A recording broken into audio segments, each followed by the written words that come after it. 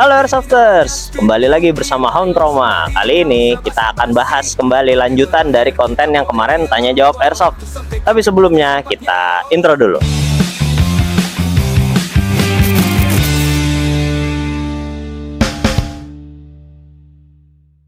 Kita bersama Bro Alfi. Jadi Alfi ini dari Trauma Team juga. Dan kali ini karena Bro Ed Mobster lagi berhalangan, kita bersama Bro Alfi. Oke, perkenalkan diri. Oke, nama gue Alfi, gue bagian dari Trauma juga. Ya walaupun masih baru ya, tapi stay tune aja, kita lanjut pertanyaan. Oke, kita langsung masuk ke pertanyaan yang pertama. Pertanyaan pertama dari Jenderal Alip BBVP. Alah, susah amat. Pertanyaannya ada 3 nih, Bre. Yang pertama, apakah anak umur 14-15 tahun bisa masuk arena Airsoft? Nah, silahkan dijawab, Bro. Oke, kalau menurut gue ya, untuk anak yang umur 14-15 tahun itu boleh masuk arena Airsoft, tapi dengan pengawasan orang dewasa yang ngerti cara safety untuk cara main Airsoft. Ya, tuh. Jadi kalau orang dewasa doang yang ngawasin itu ya, sebaiknya jangan. Tapi kalau orang dewasa yang paham akan safety Airsoft, itu boleh. Takutnya ini si orang dewasa ngebolehin main anak-anak yang umur masih belasan tahun tanpa dia mengerti safety. Nanti main tuh pada nggak pakai kacamata gitu, terus nembak sembarangan tanpa ada regulasi yang jelas tentang Airsoft itu sendiri. Takutnya sih kayak gitu, Bro. Tapi kalau orang tua yang ngerti safety, ya nggak masalah. Bisa diarahin gitu maksudnya si anak-anak ini. Karena kita juga perlu bibit-bibit baru untuk jadi Airsofter gitu kan ya, regenerasi. Pertanyaan yang kedua, wah ini spesialis Bro Alfi nih. Buat cosplay Spetsnaz Rusia nih ya, cocoknya pakai unit apa? Silahkan.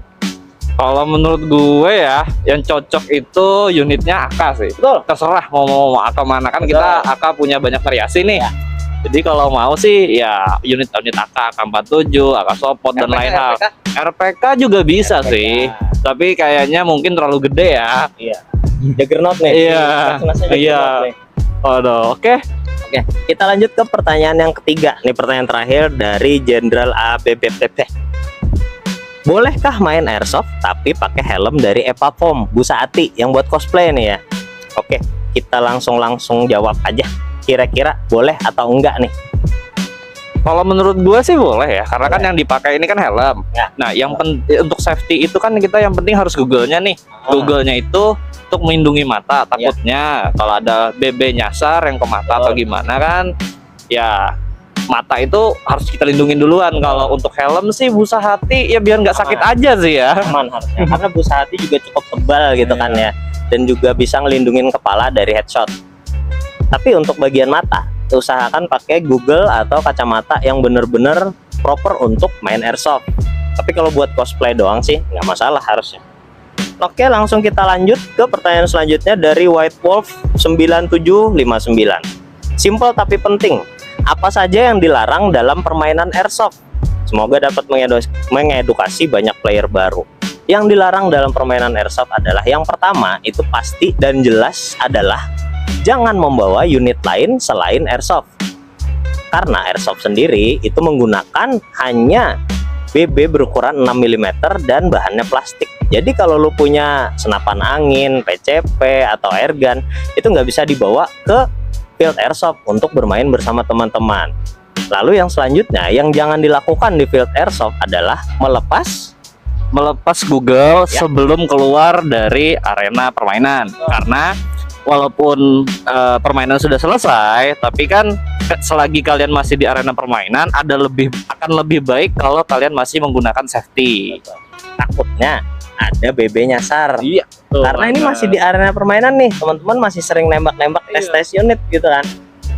Oke, selanjutnya ada lagi larangan dari permainan Airsoft kira-kira? Kalau ini tergantung ke masing-masing ya. Tapi kalau di kita sih itu ada batas jarak minimal yang tembak. Untuk misalkan kita lagi dalam permainan, jarak tembak minimal kalau di kita berapa ya? 5 meter ya kan ya? Kalau di kita 5 meter. Jadi kalau misalkan kurang dari itu, kita dianjurkan untuk tidak menembak dan mengatakan freeze atau mundur.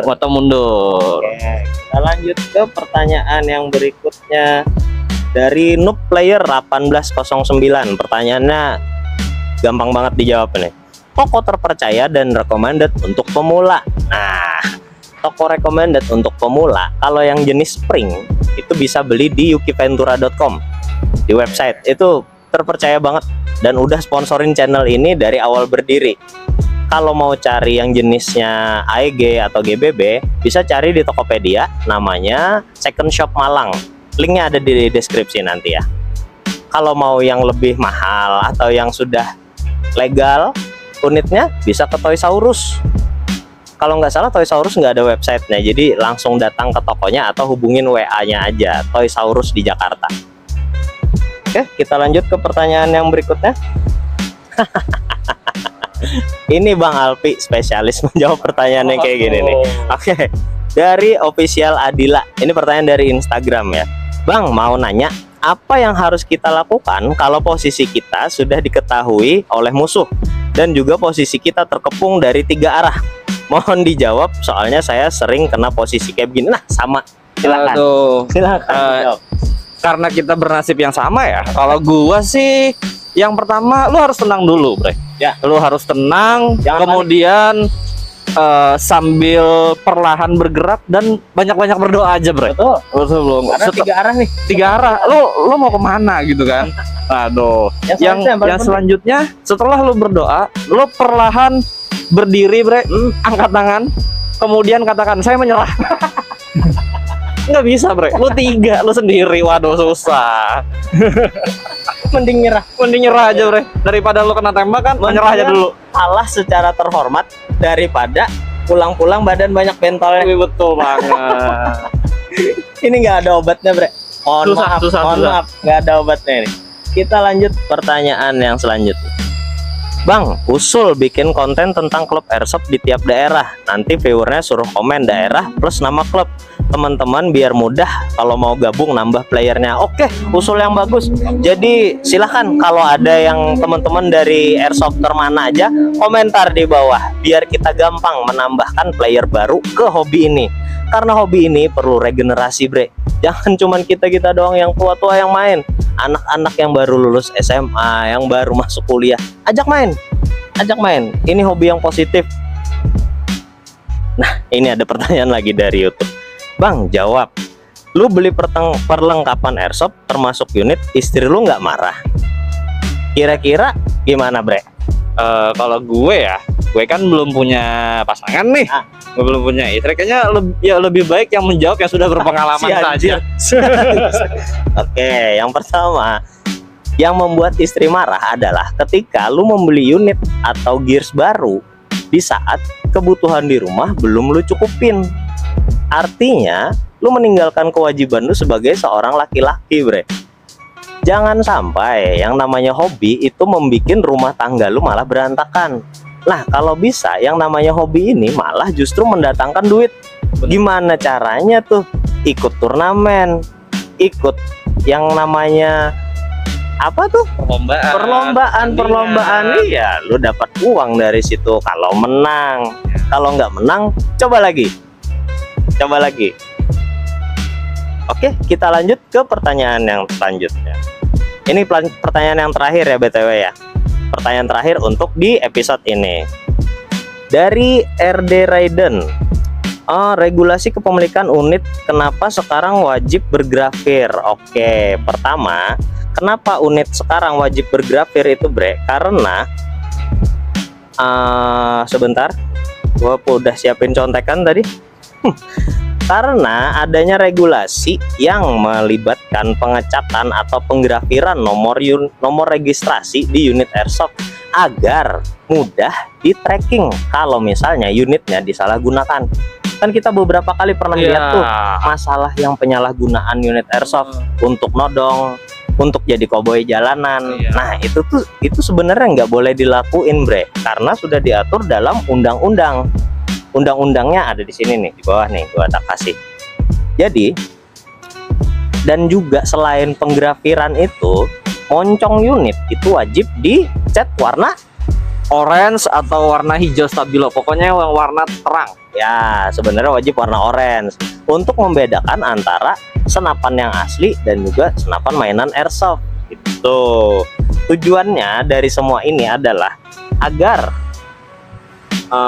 identifikasinya itu gampang gitu. Ini yang dipakai orang nih apa? Barangnya airsoft atau senpi atau apa? Berizin atau enggak? Nah, kalau ternyata itu enggak berizin, itu akan susah di tracking. Tapi kalau misalnya unit handgun gitu dipakai untuk nodong atau katakanlah untuk jadi koboi jalanan, ya jadi disalahgunakan.